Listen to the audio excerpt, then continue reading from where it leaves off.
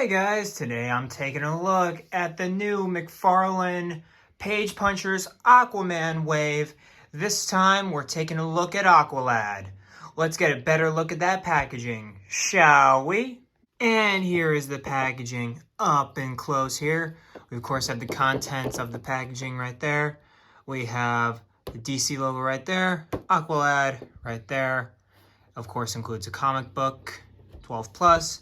McFarlane Toys DC Direct right there. So DC Direct lives on in the McFarlane line. We of course have Page Punchers at the bottom right there. Then of course you have Aqualad right there in all of his glory on the back. Page Punchers again. McFarlane Toys social media right there. And on the back it has Aqualad from the original Aqualad comic, Aquaman comic, only available in this line. And of course we have McFarlane Toys Page Punchers on the top with a little window on top. And then on the bottom we have of course the Aquaman legalese, kind of different from the Batman legalese. And then you of course have the Aqualad barcode right there, because I know you barcode hunters. I know, I'm with you. But yeah guys, that'll do it for the packaging, and let's get this dude out of the packaging. And here we have Calder out of the packaging. And before we take a look at his two accessories, we're of course going to take a look at stuff that comes with every single Page Punchers figure. We have, of course, the most boring thing, the base. You know what it is. It's the base. It's got the DC logo right there, peg hole right there, and of course, oh, it's the 4 circles. We're back to 4, guys. We're back to 4. We had a little hiccup with, I think it was the Riddler review, but we're back. It's 4 circles now. It's 4. And then we, of course, have the card, of course. And this card, I like the artwork here. I really like the artwork that they use for Calder here. And then, of course, we have Aqualad right there. And then on the back, it of course has his bio, and it does not mention that he is of course the son of Black Manta, and he is the second Aqualad, because the first Aqualad had more of a water sorcery kind of ability to him.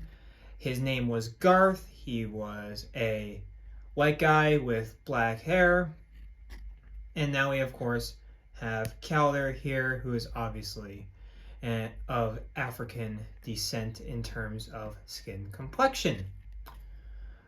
But yeah, overall, they did pretty well on the basis of the character. Besides that, in crucial detail, the Black Manta is of course his father, and Black Manta is one of the more premier Aquaman rogues. And then last but certainly not least, we have the comic here, which this is the first time of me actually getting into looking on the art. So it looks like we're gonna have, so here are all the people that wrote the thing, and each artist had a different variant cover for all the figures. That's pretty cool. And I also love that they're doing variant covers for all the figures. It's a nice detail that I wish they'd do more. Got a splash page of Aquaman, which looks awesome. I'm very excited to give this a read, actually, because I like the Aquaman universe. I was pleasantly surprised by how intense, deep the Aquaman universe is. And then there's of course Garth there. There's Garth, and there's of course Calder. You got Aquaman and Black Manta. And I'm guessing Ocean Master is going to show up somewhere, but I'll stop looking through it. But it looks like overall like a pretty great read, considering the fact that the Page Punchers comics usually haven't really had engaging reads in terms of the comics that are included. Because the Black Adam one I thought was pretty alright. I really dug the Flash one that they did, where it's like Flash calling a riot. It's a small premise, but it shows his compassion for people. With Aquaman, I'm very intrigued to see what they're going to do. Since I haven't read a lot of Aquaman comics, I've mainly watched the movie, and then of course a lot of the Aquaman stuff that's explained in Young Justice, which that's my first introduction primary to like Black Manta and Ocean Master and characters like that. And of course Calder here. It's his most famous appearance to date. But up next is actual accessories that come with him and he can use and stuff like that.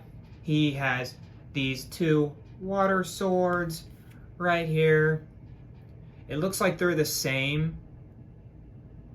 No, they're different. They're different. My mistake. Yeah, they're different on all forms.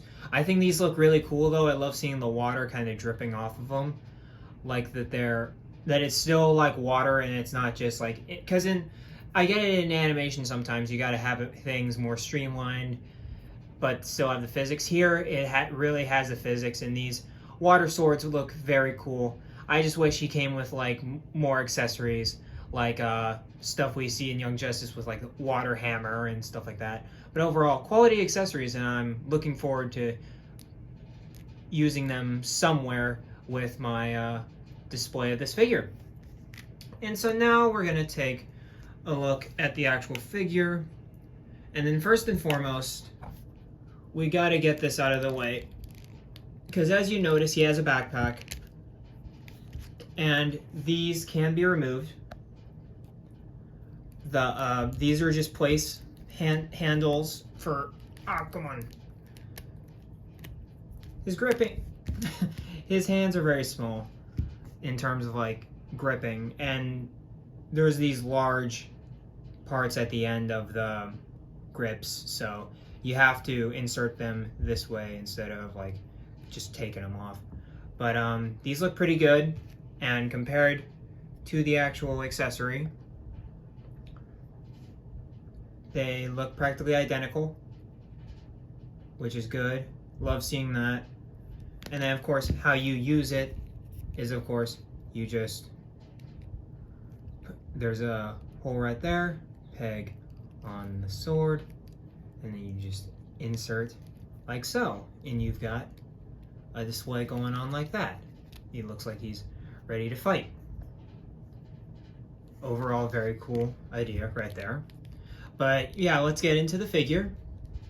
So this Calder is based off of his Rebirth appearance, which, take it or leave it, that's when he went through some changes in like his sexual orientation and stuff like that. And I'm not going to get into that. I'm just making note that they changed some pretty significant things for Calder, and leave it at that. But overall, I don't think the design's bad. I actually decently like the hair. It's just not really been what I'm used to. But overall, I like the design a lot. I'm glad that they are keeping with the scales, much like the first Endless Winter Aquaman. Even though it's a lot more streamlined, it's not as outspoken scales-wise as the Endless Winter Aquaman, and of course, Ocean Master, who's blurred out in the back. But I think it works for the figure. And then I love the water tattoos going down his arms. I think they look really dope. And then the rest is just a black figure with, of course, the fins. And he overall seems to be a slimmer version of Aquaman and Orm, since Aquaman and Orm both use the same buck. At least the versions I have of them do. But overall, I really like this figure, and the backpack looks pretty cool too with all the fins and stuff like that. And yeah, he just seems like a more slimmed down version of Aquaman and Orm. Oh, and I also really love this Aquaman A. It's very different than something you'd see again on Aquaman and Orm, who have a much more traditional Aquaman symbol, which I will get into in comparisons. But yeah, overall, I like the design of this figure. I think this figure is rad. And yeah, it's not a bad looking figure at all. But let's get into articulation. We, of course, have the ball jointed head and hinged head, so he can look up about that far. He can look down about that far. He can turn his head all the way around, but I would not recommend that because, of course, that would break your neck. And then he can also pivot his head side to side. We, of course, have the hinges that go out like so. And then he has a gap in there for that armpit, for that butterfly kind of idea. And he, of course, can rotate his arm all the way around. He has a bicep swivel. He has double jointed elbows, which take it or leave it at this point. And then what's interesting is that these hinges. I don't think I've ever seen these types of hinges before. And if they have been on a figure and I'm just kind of being thrown for a loop, I apologize. But it's very interesting the fact that with these hinges, it really makes the hand look organic and not like a figure hand, like some of the early figures where it's literally like just a ball put on an arm. It looks very organic and makes it very flush. I like that quite a bit. But it also kind of has I also kind of have a problem with it where, you know, it has the typical ball joint rotation kind of thing where you, of course, can make it go roll the dice hinge and then you can turn it and then he can goes up and back. But when it's roll the dice hinge, it doesn't look as flush as it does when it's the back and forth movement. So that's my one real gripe, and this is nitpicking. I know it's nitpicking, but it's kind of a problem I have considering that it was so good before. But all things considered, I don't really mind it. We, of course, have the the McFarlane thighs right there, the McFarlane leg joints, so look pretty good. And then, of course, we have the thigh pivot. I refuse to call it a swivel because it doesn't show actual movement. It's literally just pivoting like so. His double jointed knees, which move in very well. And the fin doesn't touch. So you can't say the fin hinders the movement, which is awesome.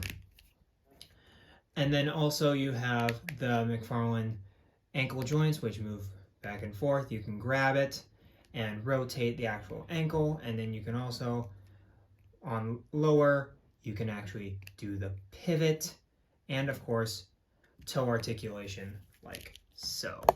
And here is Calder next to all of the Atlantean figures that I currently own as of the recording of this review. We, of course, have the Endless Winter Aquaman, which, like I said, you can clearly tell that the scales on, of course, him as well as Ocean Master are way more boldened than the more subdued scales on Calder's jumpsuit here. And I got to say, these characters look great sitting in with each other. And as you can tell, like I've been saying, he's very slender compared to these two, to the two on his left and right. Of course, because he is, I believe he's a teenager still at this point. I'm pretty sure. But again, comment if I'm wrong, please. I'd love to know more about the Aquaman universe. The Aquaman universe is very cool. But yeah, like I said, these go great together. And of course, it's nice to spice up the more Atlantean side of things because it's very overlooked in terms of the overall DC universe as a whole. Of course, we have Calder with some younger heroes here. Unfortunately, I only have Robins as younger characters. Don't worry though, the Titans wave is coming. I got my shipping notification, it's coming, so stay tuned for that for the Titans reviews. He's definitely going to be used as a comparison. But yeah, I mean, this Damian at least is a very old figure. And you really start seeing how outdated Damian is compared to something like Calder here, who looks so streamlined. He looks very good. He looks very humanoid. Damian is very much he looks straight out of the book, sure, but he doesn't look as like a realistic figure. Damian's very stylized, and Calder, of course, is more of a realistic base figure. Same with Carrie Kelly, but at a lesser extent. The only thing that really gives her away is of course, the head of hair. But besides that, I'd put Carrie in him before I'd put Damien in him together, honestly. Alright guys, so that'll do it for this Aqualad review. And overall, I'd say pick this guy up. He was a no-brainer for me because I was starting a Titans area since, you know, the whole wave happened. So when I saw this guy was released, okay, I was like, okay, I gotta get him just to fill some holes, you know what I mean? Because, you know, the Aquaman kind of universe isn't really talked about too much in a lot of high reverence. Not a lot of good Aquaman stories besides Throne of Atlantis, and that's the Justice League story. But besides that, I think he's a cool figure. He's got some cool accessories, you know, the water swords. Very cool idea. And yeah, of course, if you like Aquaman, you gotta get him. Like, he's a cool figure, but like I said, essential for essential heroes, like if you want sidekicks, sure, but like for essential heroes, no, not even close. He's a great figure. I love all of the texture work they did in the scales and making them different from Aquaman's. I think that's a very nice touch. And overall, I've thoroughly enjoyed like messing around with this figure for different like reviews and poses and stuff like that. But yeah, guys, this is my review on the McFarlane Toys DC Direct Page Punchers Aqualad figure. And as always, comment below, tell me what you think. And yeah, like, comment, subscribe, all that good stuff. And as always, be kind and courteous to everyone, and keep collecting. I'll catch you on the next video. Peace.